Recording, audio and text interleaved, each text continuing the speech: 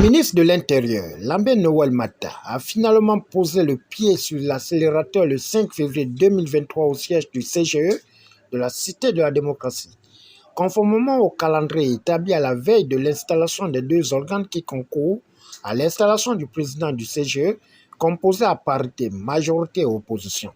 Suivant au ministre de l'Intérieur de mettre en place, dans un délai de 30 jours, le centre gabonais des élections.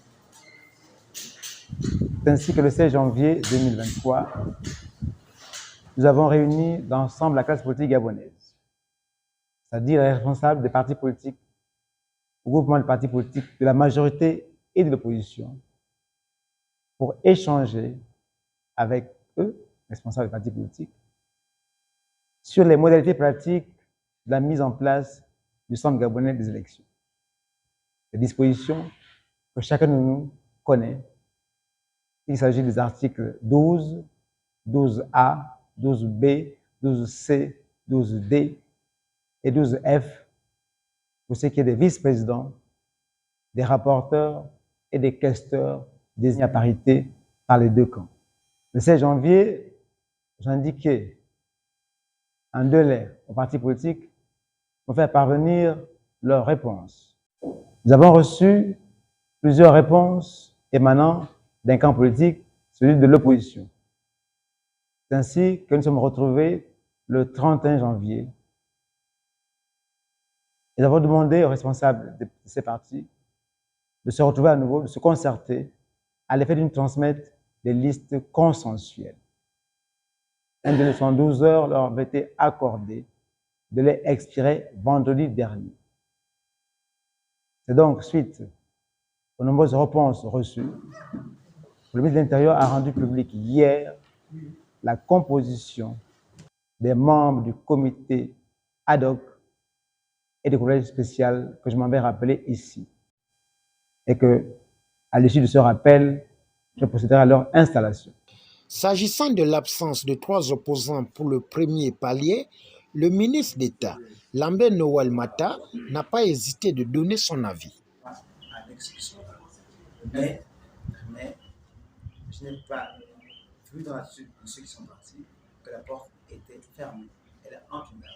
Justement dit clairement, ils vont s'exprimer par le biais d'une conférence de presse qui sont allés rendre compte à leur base. Je suis ceux qui sont entendus d'un retrait momentané. D'abord, ils sont des légalistes qui vont interroger leur base. Je n'ai pas vu que la porte était entièrement fermée. Honorine Zebi Tegué de la majorité et Théophile Makita Niembo de l'opposition, face à la presse, ont donné leurs sentiments au sortir de cette rencontre. Nous sommes ici en application de la décision de la Cour constitutionnelle qui a été rendue il y a quelques jours. Et c'est en fonction des articles 12 de la loi électorale. Ces articles veulent qu'ils soient institués. Je sais, au rendu de M. le ministre d'État, ministre de l'Intérieur, ils n'ont pas démissionné, ils ont suspendu leur participation en attendant, selon eux, de constituer leur base.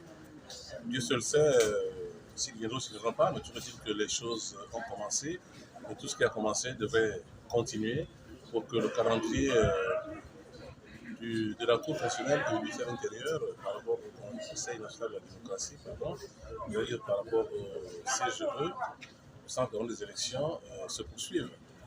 Les délais sont désormais dépassés parce qu'en principe, aujourd'hui, tout devait être mis en place. Les soubresauts de l'opposition ont fait que les choses aient traîné et que maintenant, au moins nous sommes dans le temps en matière d'exécution des travaux. Nous allons commencer. À partir de demain lundi, les commissions vont commencer ce travail. D'abord la nôtre, celle qui sera chargée de la sélection des dossiers de candidature. Et puis mercredi, le comité spécial qui va être chargé des élections va commencer à examiner, à interroger les différents candidats qui auront déposé le dossier au préalable à notre commission. Non, je crois que l'absence de M. Magabou Sabo Biatraver, de M. Toutoum Aïe et de M. Valentin Leyama, pour l'instant, n'engage que. Le ministre, dans son exposé, a bien dit, il a dit qu'ils se sont retirés provisoirement, ils n'ont pas démissionné. Le bureau a été mis en place, je suis le président de la commission d'examen des candidatures, c'est-à-dire le comité ad hoc. Et un secrétaire de séance dans le cadre de cette commission a été désigné, c'est M. Victor Bissandra de la majorité. Nous allons travailler, c'est tout. Nous notons que le comité ad hoc réceptionnera les dossiers de candidature dès ce lundi 6 février selon les dispositions de l'article 12A de l'ordonnance numéro 0004-PR-2018 du 26 janvier 2018.